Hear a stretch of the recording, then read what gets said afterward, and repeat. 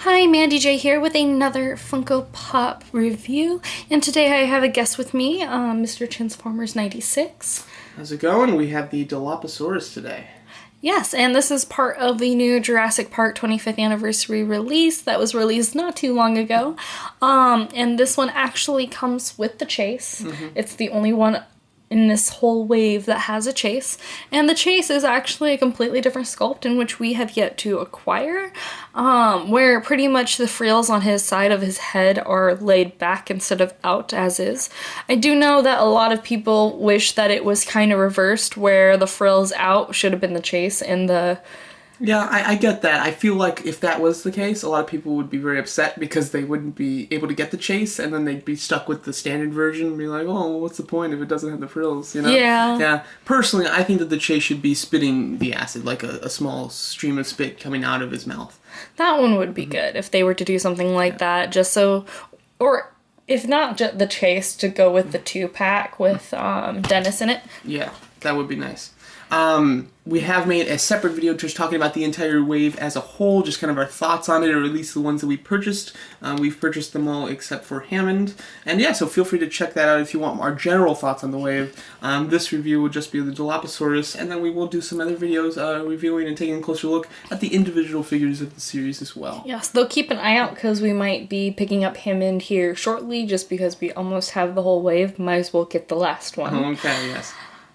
So here, the Dilophosaur, I really enjoy the colors. I feel like the colors are very striking on it, with that kind of bright yellow to match Dennis's jacket almost, and with the kind of red striping. Yeah, I totally agree. I think that personally, I really wanted to pick up Dennis once I got this Dilophosaurus, just because the two of them really go hand in hand, and they do look quite nice together. Obviously, from the famous scene where he does die from the Dilophosaurus. But yeah, I do agree. The colors are very nice on him. I also like the kind of the fading of the colors, how they've mixed the shades of green. There aren't like stark, lines dividing the shades of green. They do kind of meld very nicely. They're they're brushed in. Yeah, they're very airbrushed, and I also like the almost metallic look on this figure too. It almost has a shimmer to it, and I really kind of like that because I feel like it kind of gives it that kind of reptile skin feel to it. I totally agree. And I kind of like the fact that I can't really complain about paint on this one, because no matter what, if it's like, unless it's like horribly obvious that paint isn't where it's supposed to be, you kind of have a little bit more wiggle room to kind of do as you wish and not be like, oh darn, it's like off the sculpt or something, or it looks weird. Yeah, exactly. We were looking at a few of these together in Hot Topic, trying to figure out which was the best paint, and it really doesn't matter with these because it's an organic character, so they shouldn't have stark dividing lines between the paint for the most part. The only little things that I can kind of mention are just towards the eyebrow here. As you can see, you do have some green that's clearly kind of like in the red area. It's just like a little line of green, which obviously doesn't belong. But for the most part, I do think that it's melded very well, and you can't. Little imperfections work perfectly on a figure like this. Oh yes, and then also if you look at your figures too, I think with this one, if you're going to be picky about anything paint-wise, it's going to be the red lines on the frill here, just because I've noticed on other Dilophosaurs that the spotting and stuff on the frills along the lines are not necessarily all the same, because I know on this figure we have just the 2 striped lines here, but I see on like a couple of my, like this figure here, there's actually like the stripes go in further and there's like a speck or something by that line that you don't quite see here. So if you're going to be picky, I would just be looking closely at the red markings on the frill, just because I feel like that's going to be what is gonna be like the only thing you can really determine whether or not the paint looks good to you. Yeah, so but then again, it's all opinion because they're all very different. Like they're roughly the same idea and concept of lining and spots, but they all sit kind of differently. Yeah. Definitely. So the paint overall is quite nice. Little things that you can look out for, but for the most part, it's better than your average Funko Pop figure when it comes to the paint apps and the application of those.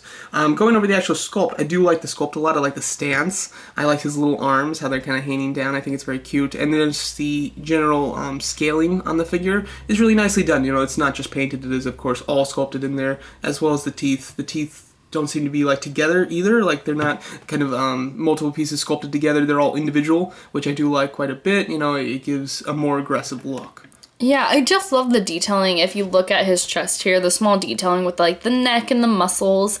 Even the paint on the underside looks really nice too. You can see that he does have a hole in the bottom of his foot for a stand, but he doesn't necessarily need the stand. Yeah, he doesn't. However, I do like the stand. The stand is larger than your average Funko stand, and it feels like a harder plastic as well. So he doesn't need it for sure, but I do enjoy the new stands. And I believe that it's just because it's kind of a heavier figure to dinosaur, which is why they're including it with this Jurassic Park wave. However, personally, I'd like to see it going forward that be the style of stand that they use for their Funko figures. Definitely agree, because I know some of my other figures have a lighter stand, and sometimes the stand works, but it seems like they still kind of wobble or something. Yeah, and this allows them to sit more center in the stand so that there's not like one foot that's closer to the edge than the other, which, you know, can be annoying, especially when you have stands with only one peg hole on them and they don't have it custom made for where the feet should specifically be on it. Definitely agree.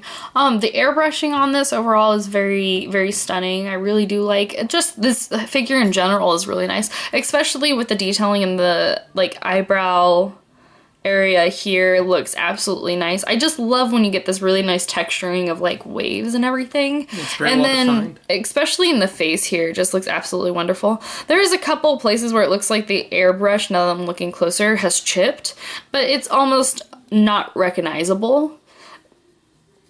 Like, at least from far away or in the box. Yeah, absolutely. And then as far as, you know, your typical Funko Pop figure, if it's not Marvel Star Wars, will have a swivel neck. This one, of course, does not have a swivel neck. It's not just because these are impeding or inhibiting the movement. It's actually, there's no swivel whatsoever built into the figure. So when you get this is going to be a completely statue piece. You know, most Funkos are basically statues with a bit of movement in the head, but this one is a full-on statue. So when you get it, this is how it's going to be. This is how it's going to stand. There's not many options as far as that's concerned, but overall I really do like the presence of this figure, and I think the paint and sculpt really come together to create a really striking figure. I do like it quite a bit.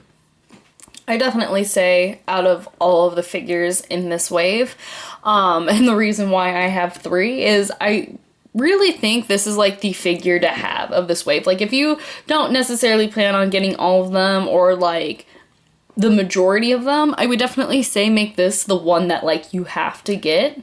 Though, like, you know, the raptors are one of my favorite like dinosaurs in the movie. This figure overall is just absolutely stunning. Yeah, I would say character-wise, there's definitely some more iconic dinosaurs from this wave with the T-Rex and Velociraptor. However, figure-wise, I think the best one is the Dilophosaurus, personally, because I do like the other two. However, the Dilophosaurus has a lot more character to him, and there's just it's more strikingly you know, visual with its frills and everything like that. And it's more pleasing. Yeah, absolutely. Do you want to grab the T-Rex so we can get a little comparison with the dinosaurs of this assortment? As you can see, they all do look really cool. Like, if you're gonna get a set, I would highly recommend it because they do look excellent together. The Dilophosaurus is the only one who definitively doesn't need a base to stand. The other two, you might be able to level them out a little bit, but for the most part, they do need a base. As you can see, the T-Rex is definitely the biggest of the 3. And they all do cost the same amount of money, though. They're all part of the standard series. But overall, really do like the Dilophosaurus. Any other final thoughts? Not at all. Other than the fact that, like, I feel like if you're gonna get 1 or 2 of these, that's fine. But, like, I feel like the Dilophosaurus is a must-have just because its coloring really helps the others bring out. As you can see, the T-Rex does kind of stand well without the stand. You just have to be very careful when placing it, but once it's there, it actually can stand fine.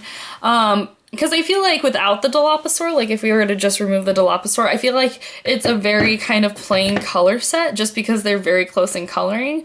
And you do have the bright yellow in the raptor's eyes, but it's very flat feeling with just those two. And I really feel like when you add the Dilophosaur back in, it definitely helps round out and make it overall a very pleasing collection. I would totally agree. Highly recommend this Dilophosaurus from the Jurassic Park wave. We will be doing reviews of the other figures in the assortment, as well as you know, possibly doing a group review of the dinosaurs, something like that. But we have posted a collection video just giving our overall thoughts on the assortment as a whole. And yeah, thanks so much for watching. Yeah, if you have any questions, comments, or concerns, you know where to leave them.